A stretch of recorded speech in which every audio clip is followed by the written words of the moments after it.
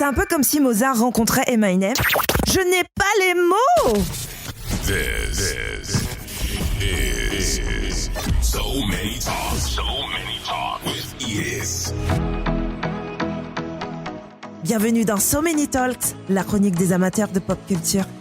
Ici, on parle cinéma, musique, télévision, people, avec tout ce qui fait l'actualité et les sujets tendances. Oh, et je donne aussi mon avis parfois. Ça vous dit ? Alors, enfilez vos écouteurs.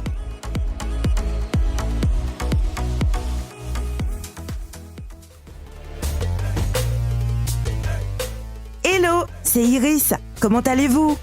Aujourd'hui, on va parler musique. Mais êtes-vous seulement prêts ? Parce que ça envoie du lourd, hein ? Je me dois de vous le dire. Préparez-vous à découvrir un artiste qui est la définition même du mot unique. J'ai nommé, roulement de tambour,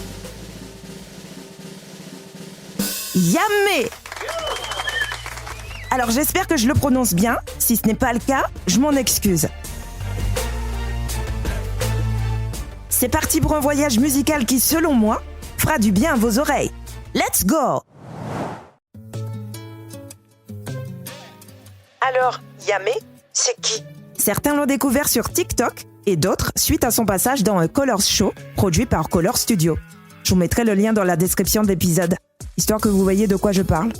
Son single Bécane, sorti le 13 juin 2023, est classé dans le top 200 de ventes en France, 5 mois après sa sortie.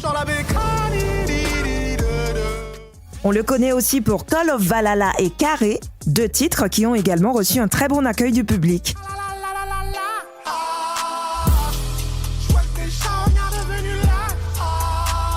Né dans le 95, élevé entre mélodies africaines et algorithmes informatiques, Yamé trouve vite sa vocation sur les touches de son clavier.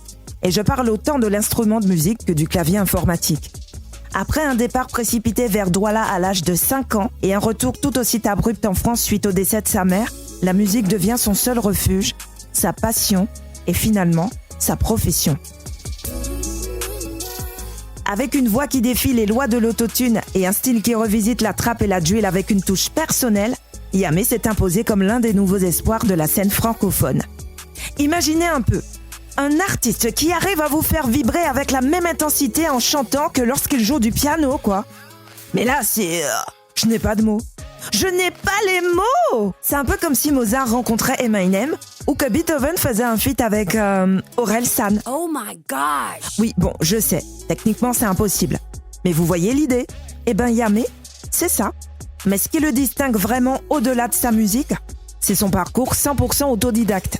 Il a transformé chaque jam parisienne en une étape de son apprentissage. Analyste le jour, la nuit, il devient le roi incontesté des scènes parisiennes comme le Baiser Salé, le New Morning ou encore la Petite Halle de la Villette. Il y retrouve régulièrement d'autres musiciens pour des séances nocturnes de jazz et d'improvisation jusqu'aux lueurs de l'aube. Il raconte qu'au début, il était juste là dans son coin à observer et écouter. Pendant 1 an, il n'a pas bougé, paralysé à l'idée de se lancer. Mais un jour, au Carré Saint-Michel, poussé par un élan mystique, on ne sait pas trop, il s'est aventuré au piano, les mains tremblantes, et c'est là que la magie a opéré. Et lorsque les Transmusicales de Rennes l'ont accueilli pour 5 représentations à guichet fermé, s'il vous plaît, c'était la confirmation que Yamé n'est pas seulement un artiste à suivre, mais un phénomène à vivre. Jetons maintenant un œil, ou plutôt une oreille, à ses influences. Yamé tire son inspiration d'un riche héritage musical. Un mélange savoureux de Papa Wemba, Brassens et de trap, le tout saupoudré d'une touche personnelle camerounaise. C'est comme si toute la musique du monde s'était donné rendez-vous dans son studio finalement. Son goût pour la chanson française lui était transmis par sa mère. Quant à son amour pour la musique camerounaise, c'est l'héritage paternel. Son père est musicien lui aussi, et sa musique réunit musique traditionnelle ouest-africaine et soul makossa. Les chiens ne font pas des chats, j'ai envie de dire. Avec le soutien de Timbaland et Stromae, Yamé n'est pas seulement sur la bonne voie, il est sur l'autoroute vers le succès. Eh ouais, quand Timbaland remixe votre freestyle et qu'il le partage sur Insta, vous savez que vous avez franchi un palier. Mais au-delà de cette reconnaissance, c'est surtout son écriture métaphorique, souvent inspirée des jeux vidéo, qui établit Yamé comme un auteur unique. Ses textes parlent de liberté, de devoir, d'absence et du monde impitoyable des affaires, avec une authenticité qui résonne auprès d'un large public. Avec son dernier EP nommé Eloï, l'artiste nous invite dans un monde où chaque titre est une histoire. On y trouve aussi des alliances improbables entre les genres musicaux. En conclusion, je dirais qu'avec une voix qui défie les normes et un style qui brise les barrières de genres musicaux, Yamé est indéniablement l'un des artistes les plus fascinants et prometteurs de sa génération. Alors à la question « Qu'est-ce qui fait son succès ?», je répondrai tout simplement « Sa musique parle ». Et ça fait tout. J'ai hâte de voir jusqu'où son talent le mènera. J'espère le plus loin possible. C'est tout ce que je lui souhaite.